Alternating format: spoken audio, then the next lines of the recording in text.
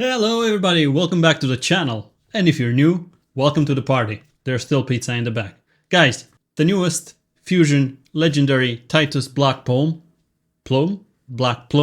has just been announced. And I'm a bit late to this party. I'm about 2 days late. I didn't even notice the announcement. So, in any case, if you haven't seen this yet, let's go ahead and check this new champion and see if he's gonna be any good. Because fusion champions, sometimes they're good, sometimes they're bad. So let's have a look at his skills and see if he's any good. Let me pull that back up. Where are you? There you are. Titus Blackplume. First of all, this new fusion champion event starts 3rd of July.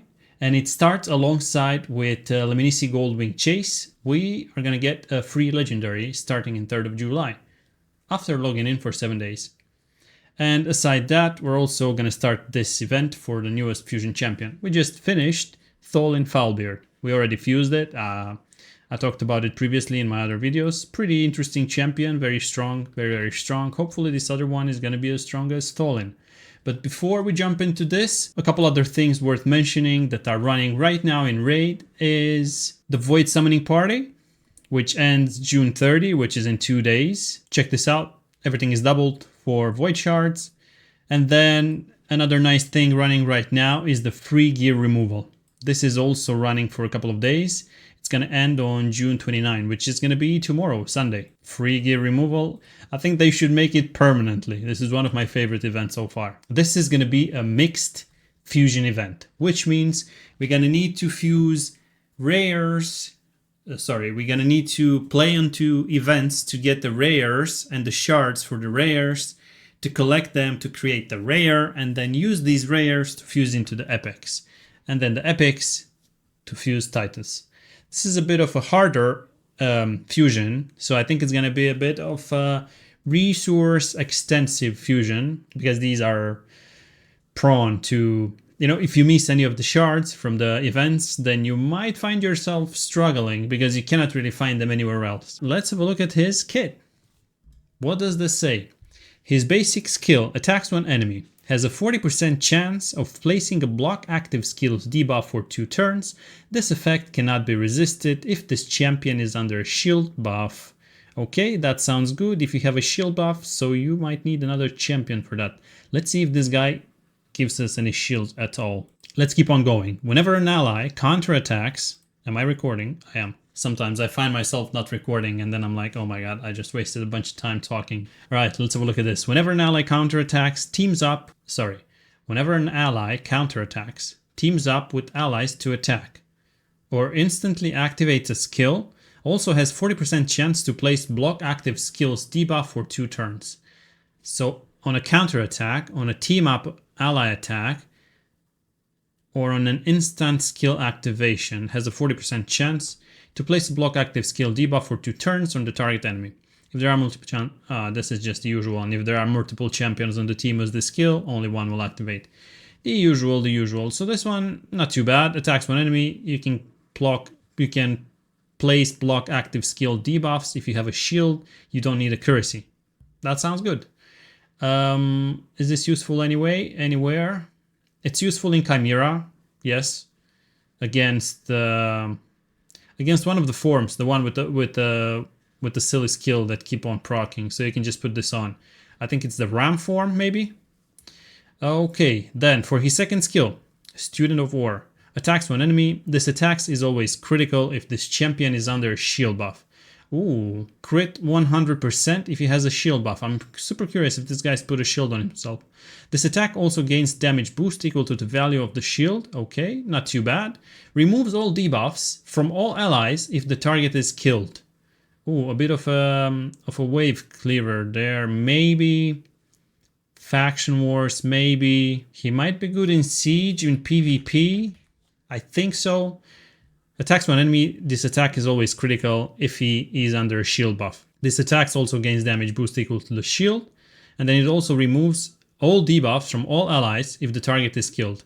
If the target survives, places a provoke debuff on all enemies for 1 turn. Okay. This effect cannot be resisted if this champion is under a shield buff. So again, there's a bit of an emphasis here to put a shield buff on him.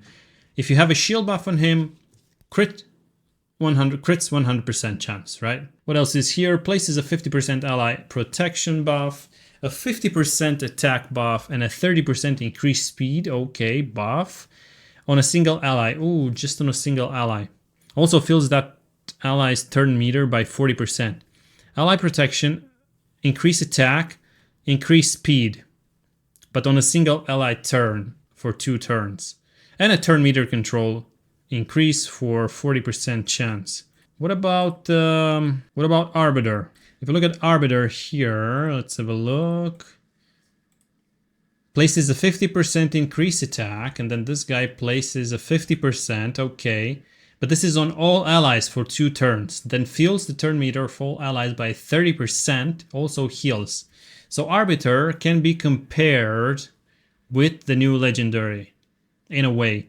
She places this attack on all allies, and then she also fills 30%. But then this guy also places ally protection, and it increases the turn meter by 40%. Instantly activates the skill at the end of an ally's turn if that ally has no buffs and their HP is lower than 100%.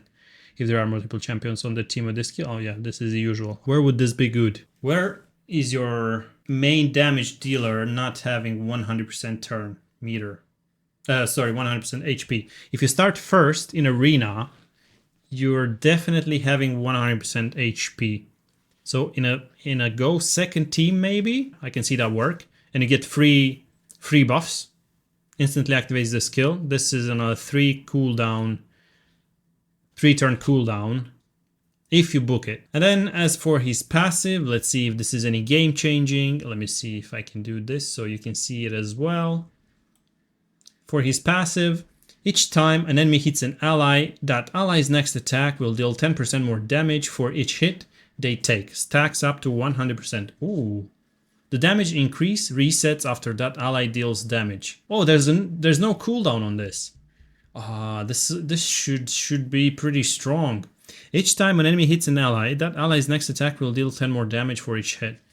Wait, so if you start second, let's put it in an arena scenario. You start second, you're getting attacked, multiple allies getting attacked actually. Everybody's getting increased in damage, right? Increased damage. So if 4 or 5 enemies attack 4 or 5 times, then your go second team starts straight away with 50% increased attack. It says 10% more damage for each hit.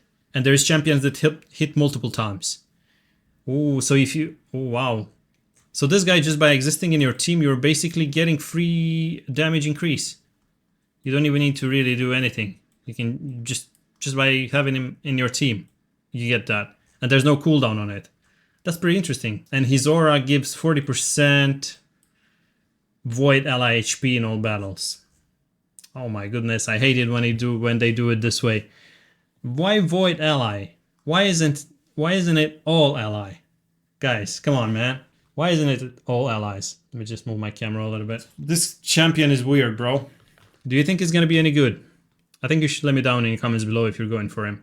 He sounds decent, like this passive here alone is very strong. Nevertheless, there's also the instant activation skill up here, which gives you free buffs. And this is also pretty good because it gives a 40% turn meter control. I have mixed feelings for this guy.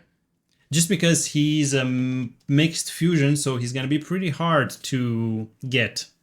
That's why I'm happy that this guy comes in the same time with Lemnisci Goldwing Chase. So I'm definitely getting a free champion anyway if I'm not decided on this guy. And if you guys are not decided on this guy either, we're still going for Lemnisci, just by logging in.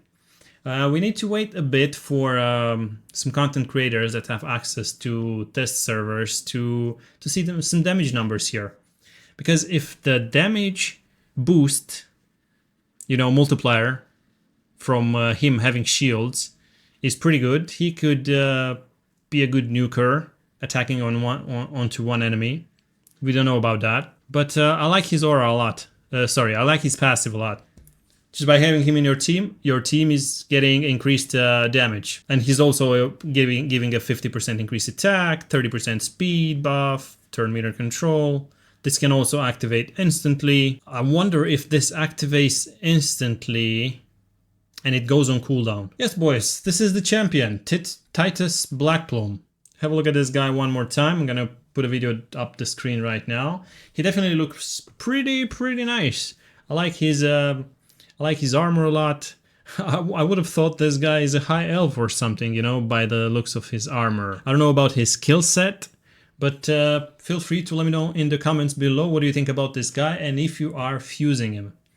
If you're not, also tell me why, because I don't know how strong this guy is gonna be. So let's wait for a couple more days to see the testing from the test servers from other content creators. Unfortunately, I don't have access to the test server, so I cannot test him out.